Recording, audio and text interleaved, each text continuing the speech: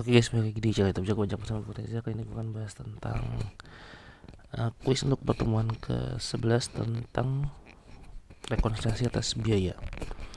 Kita di sini soalnya guys, jika persediaan akhir 120 juta, pembelian 300 juta, persediaan awal 100, penjualan 320, maka laba kotor adalah, nah, rumus dari laba kotor itu kan adalah penjualan ya. 320 juta dikurangi dengan HPP. HPP cara ngitungnya adalah persediaan awal gitu ya, tambah pembelian dikurangi persediaan akhir. 400 kurang 120, 280 juta. Berarti laba kotor adalah 40 juta. Oke. Jika persediaan awal menggunakan metode average adalah 350 dan NRV persediaan awal adalah 400, maka harus dilakukan. Nah, jawabannya adalah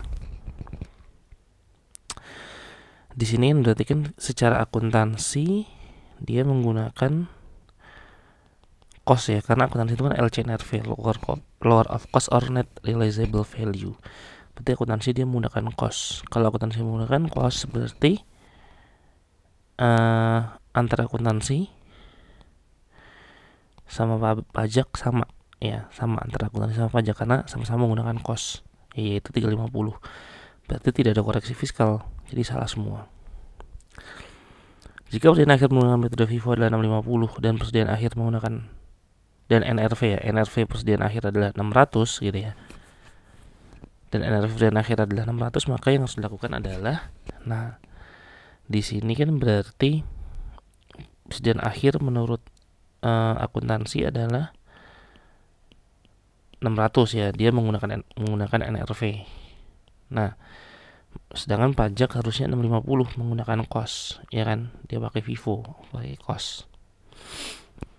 Berarti di sini harus ada koreksi nih, yang mana pajak itu persediaan akhir lebih besar. Nah, kalau ketika persediaan akhir itu lebih besar, maka HPP akan lebih kecil dan maka laba semakin besar ya, maka laba akan semakin besar. Nah, berarti ini 50 juta ini koreksinya yang ketika itu menyebabkan laba semakin besar, maka itu adalah koreksi positif ya, 50 juta. Kemudian PT ABC membeli ruko untuk kantor permanen ya, bangunan permanen itu pasti 20 tahun dan garis lurus itu udah pasti ya guys, karena nggak ada saldo menurun untuk bangunan, dan bangunan permanen adalah 20 tahun umurnya. Senilai 1,2 miliar pada tanggal 30 Januari 2018. 30 Januari berarti dia dimulai penyusutannya adalah Januari 2018 ya, tidak mulai Februari ya, tidak dimulai dari Februari tapi Januari, di bulan mulainya dilakukan di bulan dilakukannya perolehan. Jika usaha komersial pada tahun 2020 adalah 100 juta, maka koreksi fiskal yang harus dilakukan adalah, nah tahun 2020 kan berarti ya sama ya, 1,2 miliar gitu kan, dibagi 20 tahun ya, itu setahunnya 60 juta. Nah sekarang kita 60 juta kan berarti kan setahun 60 juta. Nah ini 100 di sini. Berarti penyusutan secara fiskal lebih kecil ya, penyusutan fiskal lebih kecil. Kalau penyusutan fiskal lebih kecil berarti laba fiskal dia menjadi lebih besar gitu kan, menjadi lebih besar. Berarti dia koreksi apa? Koreksi positif. Berapa? 100 kurangi 60, 40 juta. Jika PT XYZ membeli mobil kelompok 2 seharga 240 tanggal 25 Agustus, dan ini dimulai dari Agustus ya, dan nilai residu yang tepat adalah 40 juta, ini nggak perlu guys ya, karena secara akuntansi secara pajak kita tidak menghitung nilai residu. Maka penyusutan fiskal pada tahun 2019 jika PT XYZ menggunakan metode garis lurus adalah kelompok 2 garis lurus, berarti 8 tahun ya, 8 tahun ya, berarti ini 240. Oke, 19 berarti ini Nah, ini karena di bulan Agustus, berarti 2019 itu cuman Agustus, September, Oktober, November, Desember, 5 bulan. Nah, berarti gimana caranya 240 bagi 8 ya? Itu adalah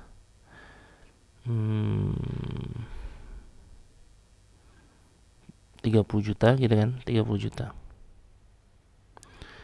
Nah, 30 juta ini kan setahun ya, per tahun ya. Nah, sedangkan ini kan 5 bulan, berarti kali 5 per 12. 30 bagi 12 itu 2,5.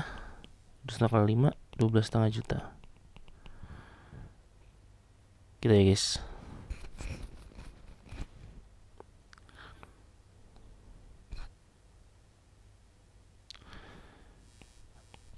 Oke, kemudian PTDF membeli komputer kelompok 1 seharga 10 juta, sudah termasuk software Windows. Nah, ini software Windowsnya ketika di build in di komputer ya, itu 2 juta ini dia disusutkan bersama dengan komputernya, berarti ya udah masuk ke nilai komputer 10 juta, tidak perlu dipisahkan dia software Windows tersendiri.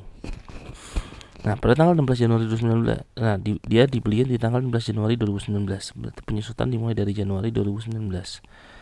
Hitung penyusutan fiskal komputer pada tahun 2020 jika PTDF menggunakan metode saldo menurun. Nah, ini kan kelompok 1 4 tahun. Kelompok 1 4 tahun berarti kalau saldo menurun berarti tarif per penyusutan per tahunnya adalah 50% ya, karena kan 100% bagi 4 itu 25%, dikali 2 ya 50%. Nah, berarti 2019 dia akan disusutkan 50% ya, 5 juta. Ya, ini penyusutan, ini nilai sisa buku 5 juta. Nah, berarti kalau 5 juta berarti nilai sisa buku 5 juta. Nah, 2020 ya, kan yang ditanya 2020 ya. Berarti 5 juta ini dikali 50% penyusutannya, yaitu 2,5 juta. Ini nanti nilai sisa bukunya 2,5 juta. Berarti berapa penyusutan di tahun 2020? Yaitu 2,5 juta.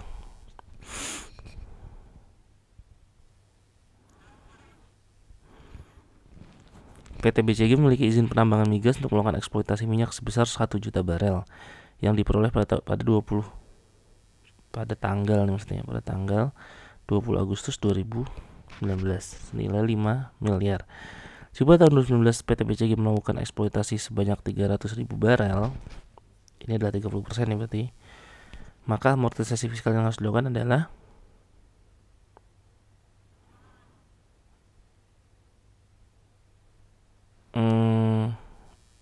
sebesar ini kan migas ya. Migas itu dia tidak ada batasan 20%. Jadi udah 30% dikali 5 miliar, 1,5 miliar. 8. PT HBA memiliki hak pengusahaan hutan HPH untuk mengelola hutan 10 juta hektar yang diperoleh 7 Februari 2019 seharga 10 miliar.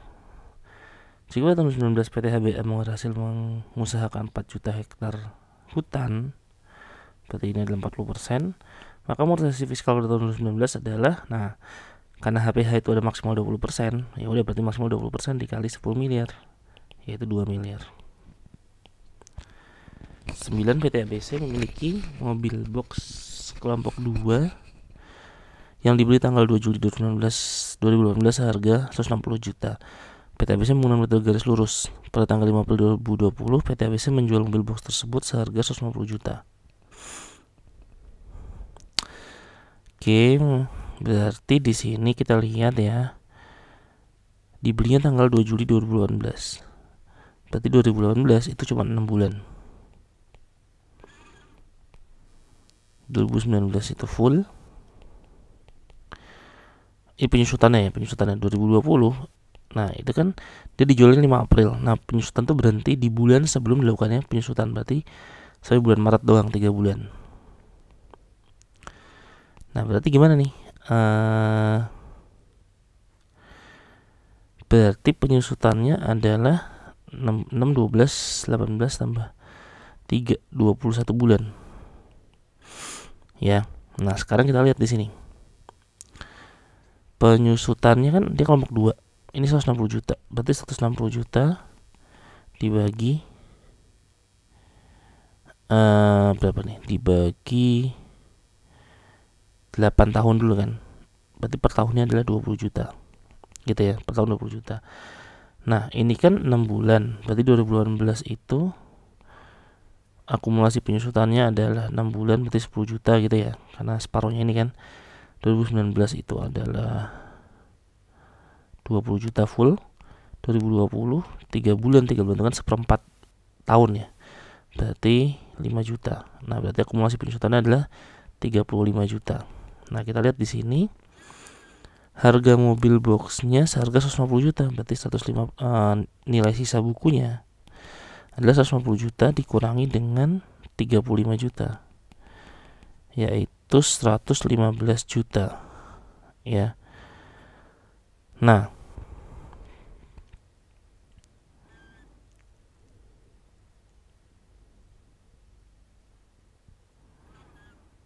yang 150 juta sorry. Nilai bukunya bukan 150 ya, 160. Ini kan harga belinya 160 juta dikurangi 35 yaitu 125 juta. Nah, dia dijual 150 juta, jual 150 juta, berarti laba berapa? 25 juta. Ya. Kemudian nomor 10, PT VHS memiliki sedan kelompok 2 yang digunakan untuk kendaraan dinas direktur. Mobil tersebut dibeli tanggal 5 Juni 2018 harga 240 juta. PT VHS memutuskan untuk menyamakan antara metode penyusutan dan masa manfaat antara laporan keuangan komersial dengan laporan keuangan fiskal. Maka hitung koreksi fiskal yang harus dilakukan pada tahun 2019 jika VHS menggunakan metode garis lurus. Nah, di sini kita lihat ini kan Juni dibelinya.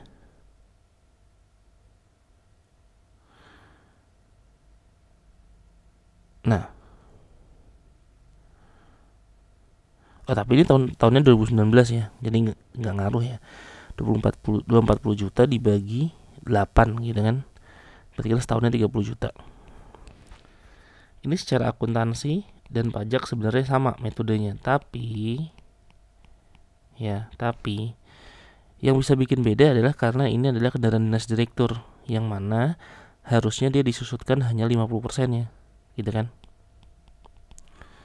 Nah, 50% dari 30 juta berapa? 15 juta kan. Nah, berarti akuntansi itu mengakui penyusutan adalah 30 juta, pajak 15 juta. Nah, berarti pajak kan dia lebih kecil bebannya ya. Berarti ketika beban pajak lebih kecil, berarti laba fiskal akan lebih besar. Artinya di sini ada koreksi positif 15 juta. Ya, jawabannya adalah salah semua. D ya. Karena harusnya koreksi positif bukan negatif ya, 15 juta. Oke, kira-kira itu aja yang bisa gue sampaikan di video kali ini. Semoga bermanfaat. Jangan lupa like, subscribe, dan komen channel YouTube gue. Dan apabila kalian merasa video ini bermanfaat, bisa di-share di seluruh sosial media yang kalian miliki. Jangan lupa belajar terus. Bye-bye.